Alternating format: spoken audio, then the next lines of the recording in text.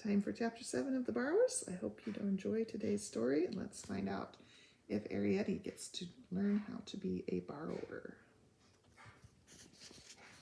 Chapter 7. For the next 3 weeks, Arrietty was especially good. She helped her mother tidy the storerooms, she swept and watered the passages, and trod them down. She sorted and graded the beads, which they used as buttons, into the screw tops of aspirin bottles. She cut old kid gloves into squares for Pod's shoemaking.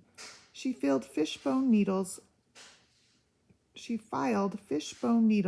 a bee sting sharpness.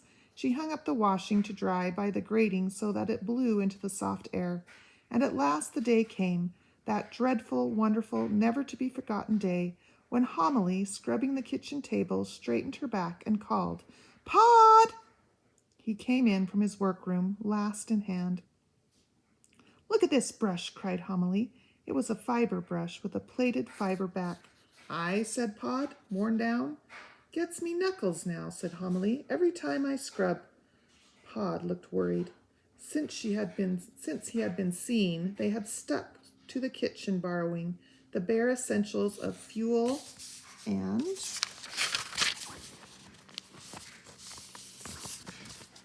food. There was an old mouse hole under the kitchen stove upstairs, which at night, when the fire was out or very low, Pod could use as a chute to save carrying. Since the window curtain incident, they had pushed a matchbox chest of drawers below the mouse hole and stood a wooden stool on the chest of drawers. And Pod, with much help and shoving from Homily, had learned to squeeze up the chute instead of down. In this way, he need not venture into the great hall and passages. He could just nip out from under the vast black stove in the kitchen for a clove or a carrot or a tasty piece of ham. But it was not a satisfactory arrangement. Even when the fire was out, often there was hot ash and cinders under the stove, and once, as he emerged, a great brush came at him, wielded by Mrs. Driver, and he slithered back on top of Homily, singed, shaken, and coughing dust. Another time, for some reason, the fire had been in full blaze, and Pod had arrived suddenly beneath a glowing inferno, dropping white-hot coals. But usually at night the fire was out, and Pod could pick his way through the cinders into the kitchen proper. "Mrs. Driver's out," Homily went on. "It's her day off. And she," they always spoke of Aunt Sophie as she, "is safe in bed." "It's not them that worries me," said Pod. "Why?" exclaimed Homily sharply. "The boy's not still here." "I don't know," said Pod. "There's always a risk," he added. "And there always will be," retorted Homily, "like when you was in the coal cellar and the coal cart came." "But the other two," said Pod, "Mrs. Driver and her, I always know where they are, like." "As for that," exclaimed Homily, "a boy's even better. You can hear a boy a mile off. Well," she went on after a moment, "please yourself, but it's not like you talk of risks. It's not like you to talk of risks." Pod sighed. "All right," he said, and turned away to fetch his borrowing bag. "Take the child," called Homily after him.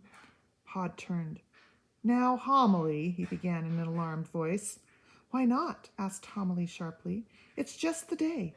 You aren't going no farther than the front door.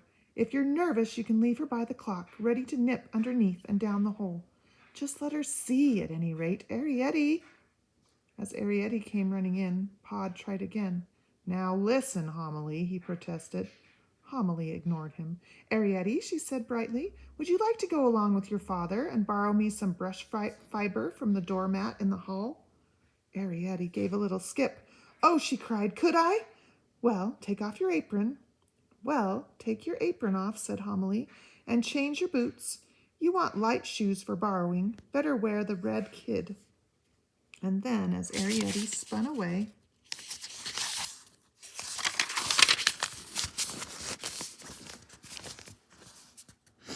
Homily turned to Pod. "She'll be all right," she said. "You'll see." As she followed her father down the passage, Arrietty's heart began to beat faster. Now the moment had come at last. She found it almost too much to bear.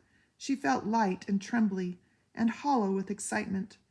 They had 3 borrowing bags between the two of them, in case, Pod had explained, we pick up something.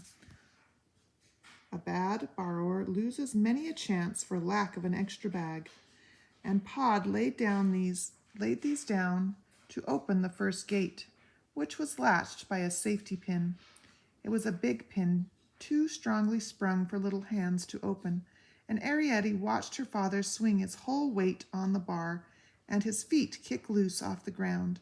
Hanging from his hands, he shifted his weight along the pin toward the curved sheath, and as he moved, the pin sprang open, and he, in the same instant, jumped free. You couldn't do that," he remarked, dusting his hands. "Too light, nor could your mother. Come along now, quietly." There were other gates, all of which Pod left open. "Never shut a gate on the way out," he explained in a whisper. "You might need to get back quick."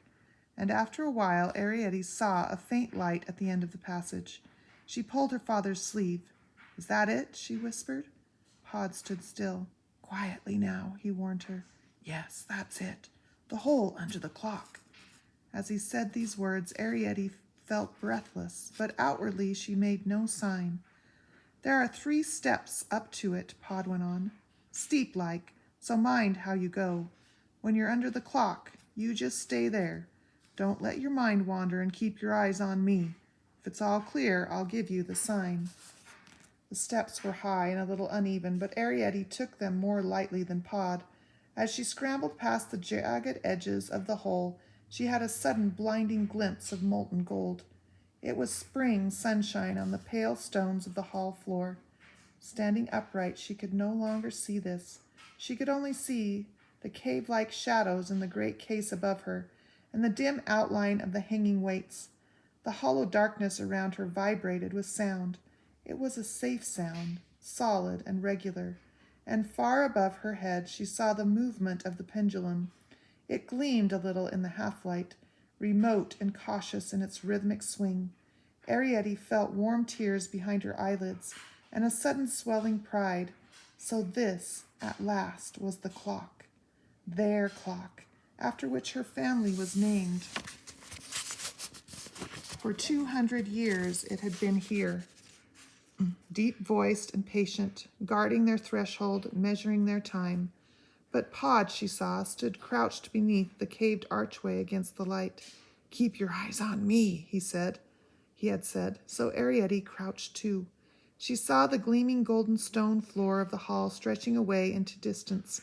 She saw the edges of rugs like richly colored islands in a molten sea, and she saw, in a glory of sunlight, like a dream of gateway to fairyland, the opened front door. Beyond, she saw grass, and against the clear, bright sky, a waving frond of green. Pod's eyes slewed round. "Wait," he breathed, "and watch." And then in a flash he was gone. Arrietty saw him scurry across the sunlit floor. Swiftly he ran, as a mouse runs, or a blown dry leaf, and suddenly she saw him as small.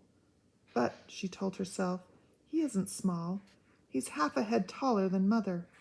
She watched him run round a chestnut-colored island of doormat into the shadows beside the door. There, it seemed, he became invisible. Arrietty watched and waited. All was still except for a sudden whir within the clock. A grinding whir it was, up high in the hollow darkness above her head. Then the sliding grate of slipped metal before the clock sang out its chime. 3 notes were struck, deliberate and mellow. "Take it or leave it," they seemed to say, "but that's the time." A sudden movement near the shadowed lintel of the front door, and there was Pod again, bag in hand, beside the mat. It rose knee-deep before him like a field of chestnut corn. Arrietty saw him glance toward the clock, and then she saw him raise his hand. On the warmth of the stone flags as she ran across them, the gladdening sunlight on her face and hands, the awful space above and around her. Pod caught her and held her at last, and patted her shoulder. "There, there," he said. "Get your breath. Good girl." Panting a little, Arrietty gazed about her. She saw great chair legs rearing up into sunlight. She saw the shadowed undersides of their seats spread above her like canopies. She saw the nails and the strapping and odd tags of silk and string.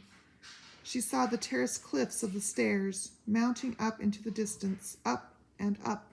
She saw carved table legs in a cavern under the chest. All the time, in the stillness, the clock spoke, measuring out the seconds, spreading its layers of calm. And then, turning, Arrietty looked at the garden. She saw a gravel path full of colored stones, the size of walnuts they were, with here and there a blade of grass between them, transparent green against the light of the sun. Beyond the path she saw a grassy bank rising steeply to a tangled hedge, and beyond the hedge she saw fruit trees, bright with blossom. "Here's a bag," said Pod in a hoarse whisper. "Better get down to work." Obediently, Arrietty started pulling fiber. Stiff it was, and full of dust. Pod worked swiftly and methodically, making small bundles, each of which he put immediately into the bag. "If you have to run," suddenly he explained, "you don't want to leave nothing behind." "It hurts your hands," said Arrietty, "doesn't it?" And she sneezed. "Not my hands, it doesn't. They're hardened like," and Arrietty sneezed again. "Dusty, isn't it?" she said. Pod straightened his back. "No good pulling where it's knotted right in," he said, watching her.